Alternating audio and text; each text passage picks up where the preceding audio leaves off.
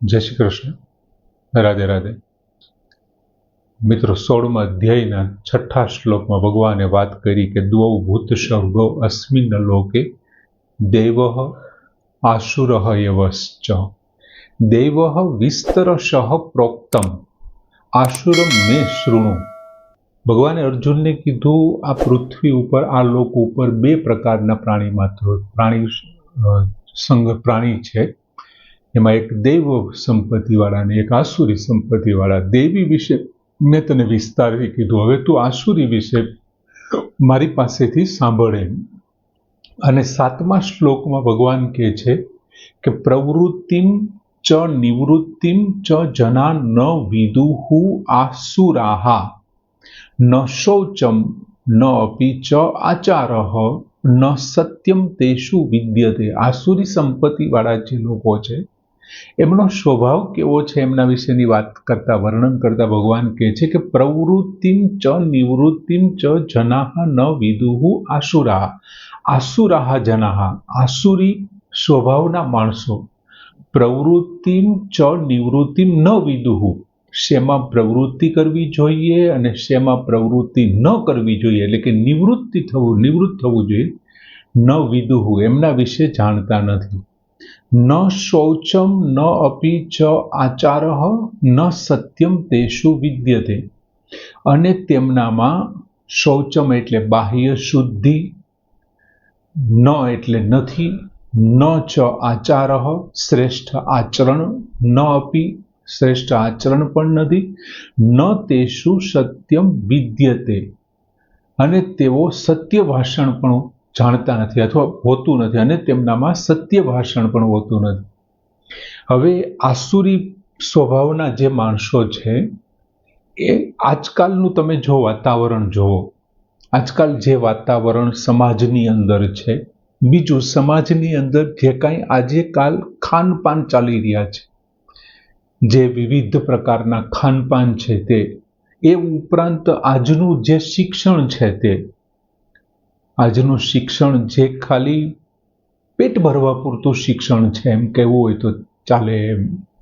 આજનું વાતાવરણ, આજકાલના ખાનપાન, આજકાલનું શિક્ષણ, આ બધાથી પ્રભાવિત થઈ અને નવી જે પેઢી તૈયાર થઈ રહી છે અથવા તો નવા જે વ્યક્તિઓ છે એમને ખબર જ નથી કે મારે શું પ્રવૃત્તિ કરવી જોઈએ અને કઈ પ્રવૃત્તિમાંથી મારે નિવૃત્ત થવું જોઈએ. એમની પાસે એની જાણકારી જ નથી, એ પોતે જાણતા નથી તો એ પ્રવૃત્તિ ક્યાંથી કરવાના, અથવા તો એને ખબર જ નથી કે હું ખોટે રસ્તે છું તો એ નિવૃત્ત કેવી રીતે થવાના. બીજું, કોઈ વ્યક્તિ, જાણકાર વ્યક્તિ જો એમને જાણવાની ઈચ્છા રાખે, આ વ્યક્તિ તો જાણતા નથી, જાણવાની ઈચ્છા નથી રાખતા, પણ કોઈ જાણકાર વ્યક્તિ માની લ્યો કે એમને સમજાવે તો શું કરે છે આ લોકો એમની પાસે જે શિક્ષણ છે અને જે વાતાવરણમાં મોટા થયા છે એ લોકો એમને મૂર્ખ ગણી અને ઉલટી એમની મજાક કરશે એમ, અને પોતે જ્ઞાની છે આવું માની અને અભિમાનપૂર્વક એમની સાથે વર્તન કરશે.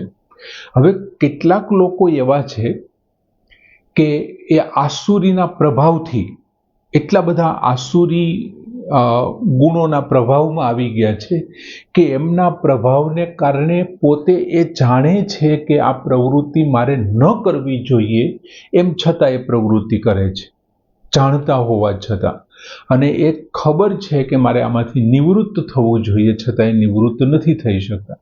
દાખલા તરીકે દુર્યોધન વિશે એક પ્રખ્યાત શ્લોક છે કે જાનામી ચ મે ધર્મમ ન ચ મે પ્રવૃત્તિ, જાનામી ચ મે અધર્મમ ન ચ મે નિવૃત્તિ. હું પ્રવૃત્તિ શું છે હું જાણું છું, પણ હું એમને ધર્મ શું છે એ હું જાણું છું, પણ હું પ્રવૃત્ત નથી થઈ શકતો એમાં. અને અધર્મ શું છે એ પણ હું જાણું છું, પણ નિવૃત્ત નથી થઈ શકતો. આવી સ્થિતિ પ્રવૃત્તિ અને નિવૃત્તિમાં થઈ ગઈ છે. હવે પ્રવૃત્તિ શેમાં કરવી જોઈએ અને શેમાંથી નિવૃત્ત થવું જોઈએ એ ખરેખર ક્યાંથી આપણને ખબર પડે તો કે ગુરુ પાસેથી ખબર પડે. જો તમારો કોઈ સારો સદગુરુ હોય તો એ તમને સમજાવે, અથવા તો વિવિધ પ્રકારના ગ્રંથોની તમે જો નજીક હોવ, ગ્રંથો વાંચતા હો તો એમાંથી તમને પ્રાપ્ત થાય, અથવા તો તમારું પોતાનું થિંકિંગ હોય, તમારું ચિંતન હોય તો જાણી શકાય કે મારે શેમાં પ્રવૃત્ત રહેવું જોઈએ અને શેમાંથી નિવૃત્ત થવું જોઈએ. બીજું, મનુષ્ય પર જ્યારે કોઈ આફત આવે છે, અચાનક કોઈ આફત આવે, કોઈ મુસીબત આવી પડે, ત્યારે શું થાય છે કે મનુષ્યની અંદર આપોઆપ વિવેક જાગૃત થઈ જાય છે કે મારે આ ન કરાય, આમને કારણે હું મુસીબતમાં આવી ગયો, મારે આમ જ કરવું જોઈએ, આવું થવું જોઈએ. અથવા તો ઘણી વખત એવું બને કે એમના પૂર્વજન્મના સંસ્કારોને કારણે એનામાં વિવેક બુદ્ધિ પ્રાપ્ત થાય સંસ્કારથી. અને બીજું શું થાય, કદાચ કોઈ બહુ સારા સંત હોય, એમના આશ્રમમાં જતા હોય, સંત સાથેનો સમાગમ હોય, કોઈ મહાપુરુષો સાથે રહેતા હોય, કોઈ એવી વિશિષ્ટ પ્રકારની તપોભૂમિમાં પગ મૂકવાથી એમનામાં વિવેક શક્તિ પ્રાપ્ત થાય છે. પણ એ વસ્તુ માટે પ્રયત્ન કરવા પડે. અત્યારે એમાં કોઈ પ્રયત્ન શૂન્ય જેવું છે. બીજું, ભગવાને વિવેક શક્તિ દરેક પ્રાણીની અંદર આપેલી છે. સૃષ્ટિ ઉપર જે કોઈ પ્રાણીઓ છે બધાને વિવેક શક્તિ તો આપેલી જ છે, પરંતુ માત્ર એક મનુષ્ય યોનિમાં જ એ વિકસિત કરવાનો અવસર એમને પ્રાપ્ત થાય છે, એમને સ્થાન મળે છે અને યોગ્યતા છે. બાકીના બધા જે પ્રાણીઓ, પશુ પ્રાણીઓ છે, એમની વિવેક શક્તિ એ ખાલી શરીર નિર્વાહ પૂરતી જ વાપરે છે કે હું એ પકડાઈ ન જાઉં, ચણતો હોય તો ચણ કોઈ નાખે તો ચણતા ચણતા બધી બાજુ જોતો હોય, કંઈક ભય દેખે એટલે ઉડી જાય, ઋતુઓની સામે પોતાનો માળો બનાવે. આ બધી વિવેક શક્તિ નહીં તો બીજું શું છે? પેલી સુગૃહીનો માળો કેટલો બધો સારો હોય છે. આ બાકીની જે વિવેક શક્તિ છે એમના શરીર નિર્વાહ પૂરતી છે. બીજું, તમે ઓલી વનસ્પતિ જોઈ હશે કે એના પાંદડામાં એક કળશ જેવો ટોપ થાય, એની ઉપર ઢાંકણું હોય, જેવો એમની અંદર એક સ્નિગ્ધ પદાર્થ હોય, સ્નિગ્ધ પ્રવાહી હોય. પેલા મોટું પાંદડું હોય આંબા જેવડું, એમની એક ડાળખીમાં એક કળશ જેવું એક ફૂલ જેવું આવે, એમની અંદર સ્નિગ્ધ પ્રવાહી સુગંધી હોય. એ સુગંધથી ઘેરાય અને આકર્ષિત થઈ અને કોઈ જીવજંતુ અંદર જાય એટલે પેલું ઢાંકણું છે એ બંધ થઈ જાય. પછી એ ચિકાસવાળા પ્રવાહીમાં પેલું સડવા માંડે, ચોંટી જાય, સડી જાય, મરી જાય, અને એમાંથી એ પાંદડાના દાંડીમાંથી પેલું વૃક્ષ છે, પેલો છોડ છે, એમાંથી એના પોષણ તત્વ લે. એ માંસાહારી વનસ્પતિ છે. તમે વિચારો તો ખરા, પોતાના જીવન નિર્વાહ માટે કેટલી બધી એની પાસે વિવેક શક્તિ છે, કેવું બધું કરી છે.